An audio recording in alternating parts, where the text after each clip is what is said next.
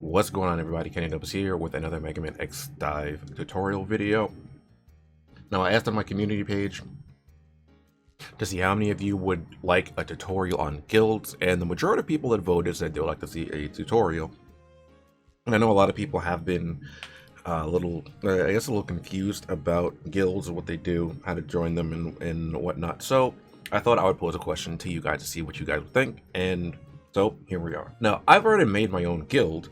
So, my layout is going to be a little bit different, but the first time you click on the guild button, if you're not in a guild, not a part of one, a menu will show up. I'll have a picture of it on screen because I can't show it without disbanding my guild or leaving this one, and I don't want to do that. But you have the option to join a guild, create a guild, or for guild invite. Now, join a guild is self-explanatory. You search for a guild to join. Create a guild, again, is self-explanatory. You can create a guild of your own. And guild invite, I believe, is where you look to see if you've been invited to a guild. Like if someone said, "Hey, Kenny, here's my information, send me an invite to your guild," I would then send them the invite. They would check that tab. Now, a few things to note about creating and joining guilds. Guilds are not cross-server, so you will not be able to join your friend's guild if they're in highway and you're in gallery. So you need to keep that in mind as well, because a lot of people have, if they get like this error, this is like, why can't I join my friend's guild? My friend can't join my guild.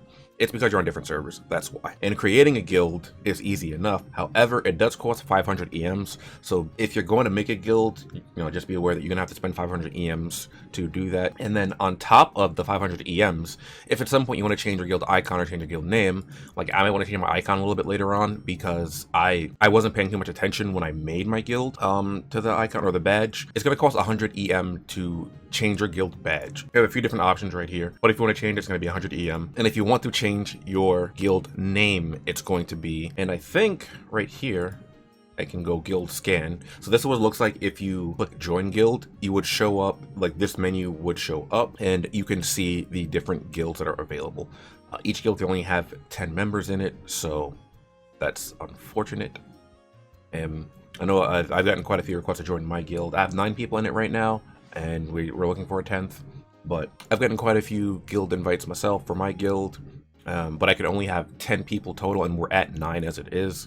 Someone had expressed interest in wanting to join, but they haven't gotten back to me about their information, so maybe we still have a 10th spot. But on this one, you can see the guild name, the guild leader, the guild info, which is just like, hey, here's what we're about, the number of members they have, and their condition. All of these on this page right here, that they don't have any power level to join. But here you see someone else has, they want a 400,000 total power level to join, right? So some guilds will have requirements like that in order to join.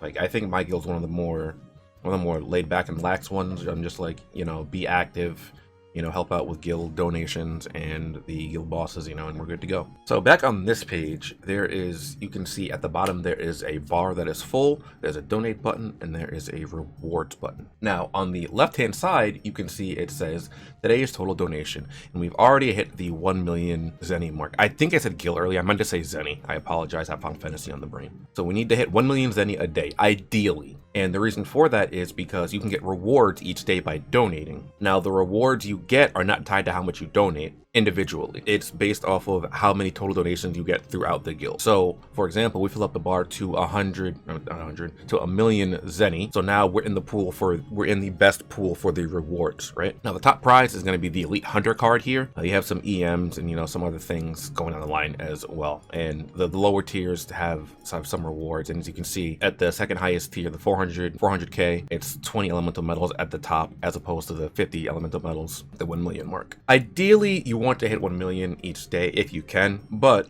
also, like I had mentioned, the amount you donate doesn't correlate to the prize you get. So just looking at this here, the donation MVP for my guild yesterday was E-Man, and their icon is a cinnamon. So if you go looking around, you can see right here, well, here's E-Man, was donation MVP, but they got SP yesterday. However, someone else got the Elite Hunters card, which is the best prize, and it's only available through guilds. So some of these prizes you can only get through guilds, like the cards. So the Elite Hunter card, which is very, very good, and I think the Hunter Crew card as well is guild specific. This one isn't too bad, but the Elite Hunter card is where it's at, because this is the only place to get it. It's a very, very good card. You only get it through guilds.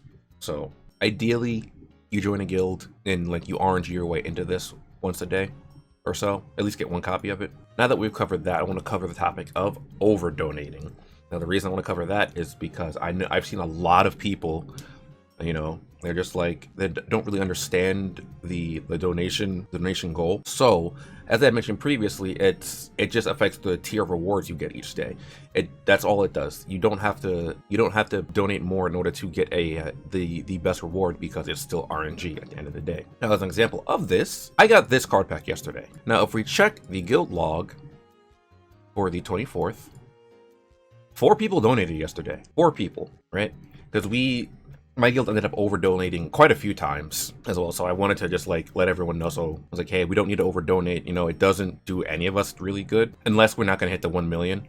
But you know, there's that. So we have 4 people here that donated, and on top of that, Grug Champ, who got the Elite Hunter card, donated the least amount of Zenny yesterday, right? They donated 10,000 Zenny. So just as long as you hit the total, that's all you really need to worry about when donating to the guild. And then the last thing I think I want to cover about guilds are the guild bosses. Now, I don't have any footage of this right now because I don't even have any stream footage of myself doing the guild bosses.